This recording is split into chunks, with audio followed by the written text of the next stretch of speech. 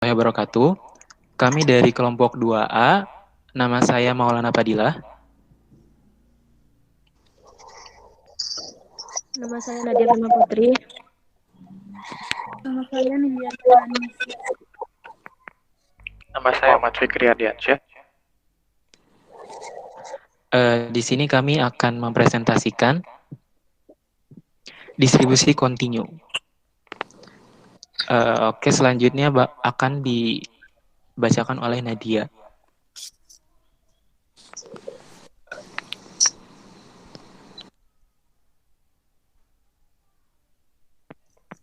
Baiklah, di sini saya akan menjelaskan tentang distribusi peluang kontinu. Pengertian distribusi peluang kontinu adalah perubahan acak yang dapat memperoleh semua nilai pada skala tertentu. Ruang sampel kontinu adalah bila ruang sampel mengandung titik sampel yang tak terhingga banyaknya.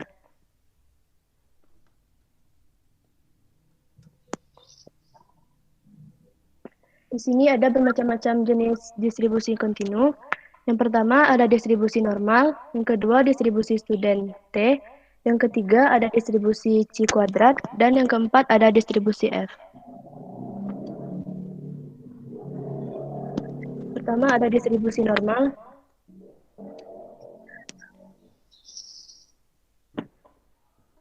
Distribusi normal disebut juga Gaussian distribution, memodalkan fenomena yang kuantitatif pada ilmu alam maupun ilmu sosial.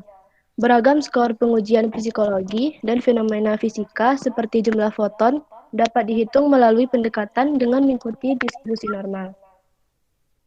Distribusi normal dapat digunakan dalam berbagai bidang statistika, misalnya distribusi sampling rata-rata akan mendekati normal, meski distribusi populasi yang diambil tidak berdistribusi normal.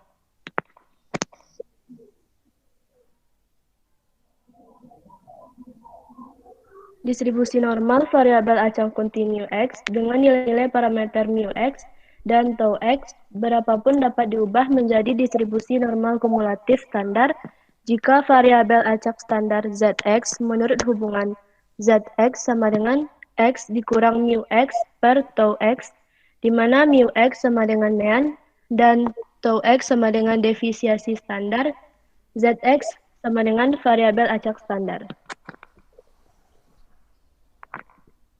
Di sini ada satu contoh soal distribusi normal. Diberikan distribusi normal dengan mu sama dengan 50 dan tau sama dengan 10. Hitunglah peluang X terletak antara 45 dan 62. Nilai Z yang bersesuaian dengan X tersebut adalah Z1 sama dengan 45 kurang 50 per 10 sama dengan min 0,5. Dan Z2 sama dengan 62 dikurang 50 per 10 sama dengan 1,2. Sehingga Px di mana X besar dari 45 dan kecil dari 62. Sama dengan P di mana Z besar dari min 0,5 dan kecil dari 1,2.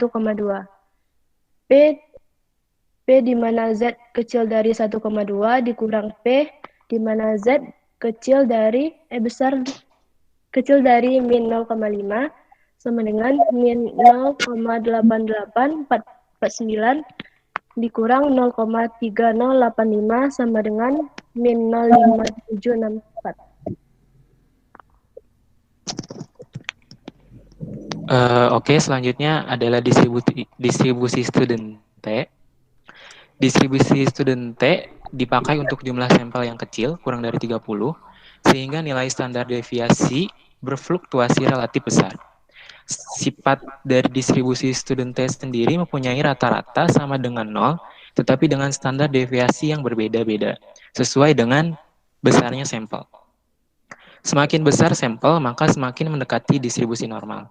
Bentuk persamaannya sendiri adalah fungsi T sama dengan K dibagi 1 plus dalam kurung T pangkat 2 dibagi N min 1 pangkat 1 per 2N. Di sini K sendiri merupakan tetapan yang besarnya tergantung dari besar N, sedemikian sehingga luas daerah di antara kurva fungsi itu dan sumbu T adalah 1. Bilangan N min 1 disebut derajat kebebasan atau dk. Yang dimaksudkan dengan DK ialah kemungkinan banyak pilihan dari sejumlah objek yang diberikan. Misalnya, kita mempunyai dua objek yaitu A dan B. Dari dua objek ini, kita hanya mungkin melakukan satu kali pilihan saja, A dan B. Seandainya terpilih A, maka B tidak usah dipilih lagi. Dan untuk itu DK sama dengan 2 dikurang 1 sama dengan 1. Selanjutnya adalah untuk merubah distribusi normal menjadi distribusi T digunakan rumus T sama dengan rata X min mu dibagi S per akar N. X sendiri adalah nilai rata-rata sampel, mu sendiri nilai rata-rata populasi, S adalah standar deviasi sampel, dan N adalah banyak sampel. Di sini adalah contoh soal distribusi T. Selama kurun waktu 2003, diketahui harga saham perusahaan pertanian adalah Rp 354 per lembar. Untuk mengetahui kinerja perusahaan pertanian, diadakan penyelidikan dengan sampel 4 perusahaan. Diperoleh rata-rata saham adalah Rp 272 per lembar dengan standar deviasi Rp260. Dengan taraf signifikan 1%, apakah harga saham tersebut mengalami penurunan? Jawabannya di sini. Perkiraan awal harga saham adalah lebih dari atau sama dengan 354. Apakah turun di bawah atau sama dengan 354 dalam pengujian satu arah? V sama dengan N dikurang 1 sama dengan 3, diperoleh T sama dengan 4,54. Di sini dalam rumusnya T sama dengan 272 dikurang 354 dibagi 260 bagi akar 4 sama dengan min 0,63. Maka dengan taraf signifikan, 1% perusahaan tidak mengalami penurunan yang nyata. Selanjutnya adalah distribusi C kuadrat akan dibacakan oleh Fikri.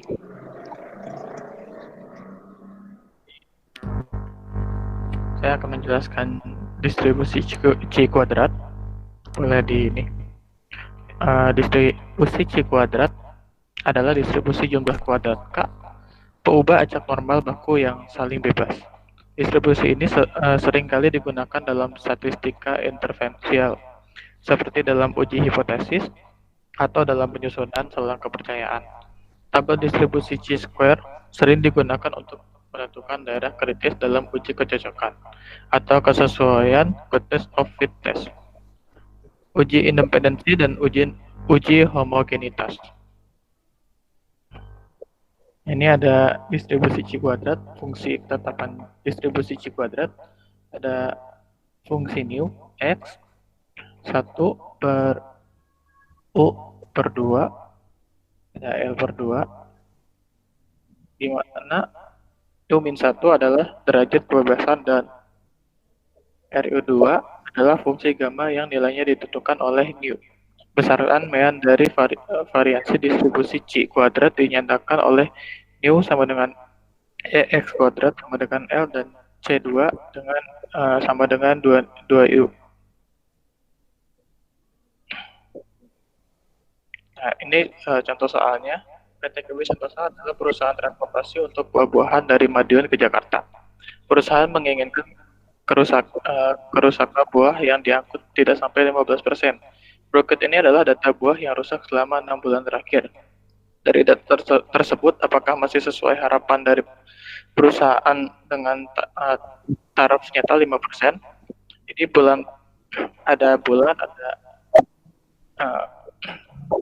presentasi kerusakan buah.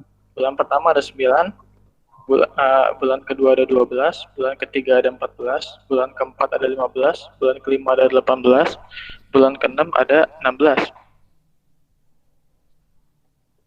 Nah, jawabannya adalah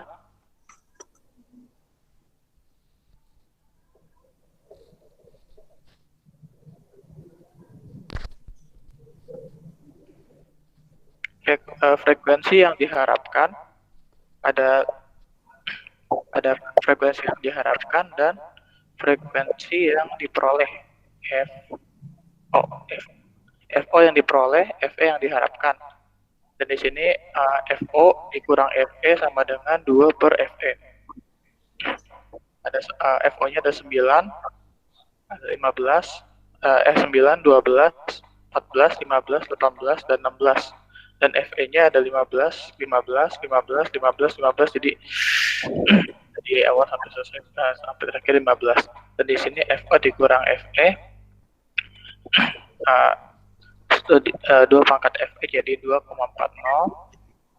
0,60, 0,07, 0,00, 0,060, 0,07, 3,73. Satu hipotesanya adalah kesesuaian antara harapan dan kenyataan. H1 tidak ada kesesuaian antara harapan dan kenyataan. Menentukan nilai kritis DF sama dengan 6 dikurang 1 sama dengan 5. Yang taraf nyata 5% adalah 12,596. Nilai C kuadrat hitung sama dengan 3,73 lebih besar dari C kuadrat tabel 12,596. Dengan demikian hipotesa terima dan H1 ditolak. Harapan dan kenyataan masih sesuai. Ya, lebih kecil. 3,73 lebih kecil dari C kuadrat tabel 12,596. Dengan demikian HO diterima dan H1 ditolak. Harapan dan kenyataan masih sesuai.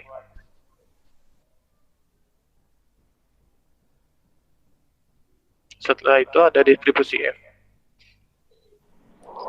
Baik, untuk distribusi F merupakan distribusi probabilitas kontinu.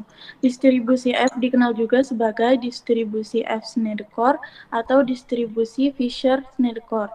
Distribusi F seringkali digunakan dalam uji statistik seperti analisa variansi atau disebut juga ANOVA dan analisis regresi. Sementara itu, F statistik atau dikenal juga sebagai F-value merupakan variabel random yang memiliki distribusi F. Selanjutnya yaitu fungsi densitas dari distribusi F, yaitu sebagai berikut. Fungsi F. F di sini merupakan variabel acak yang memenuhi F lebih besar daripada 0. Sama dengan K. K di sini merupakan bilangan tetap yang harganya pada derajat kebebasan V1 dan V2. Kemudian F dikali F pangkat 1/2 dikali V1 dikurang 2 per dalam kurung 1 ditambah V1 dikali F per V2 pangkat 1/2 dikali V1 ditambah V2. Selanjutnya yaitu syarat distribusi F. Distribusi F juga memerlukan syarat, yaitu populasi yang diteliti mempunyai distribusi yang normal. Kemudian populasi mempunyai standar deviasi yang sama, dan kemudian sampel yang ditarik dari populasi bersifat bebas serta diambil secara acak. Kemudian selanjutnya yaitu ciri distribusi F. Distribusi F juga memiliki ciri sebagai berikut. Yang pertama, distribusi F tidak pernah mempunyai nilai negatif sebagaimana pada distribusi Z. Kemudian nilai distribusi F mempunyai rentang plan tidak terhingga sampai 0. Dan apabila nilai F meningkat, maka distribusi F mendekati sumbu X namun tidak pernah menyentuh sumbu X tersebut. Selanjutnya yaitu contoh soal distribusi F. Tentukan nilai dari F yang dengan probabilitas 0,05 dengan V1 12 dan V2 20. Diketahui probabilitas 0,05. Nah, di sini F 0,05 dalam kurung 12 20 di sini merupakan 0,05 merupakan probabilitas. Kemudian 12 merupakan V1 dan 20 merupakan V2, dan dalam tabel distribusi F dalam probabilitas 0,05, 12 dan 20 mempunyai nilai 2,28. Kemudian di sini probabilitas yaitu 1 dikurang 0,05 sama dengan 0,95. Kemudian F0,95 dengan V112 dan V220 yaitu 1 per F0,05 dengan V112 dan V220 yaitu 1 per 2,28 sama dengan 0,048. Jadi nilai dari F0,05 dalam kurung 1220 adalah 0,04.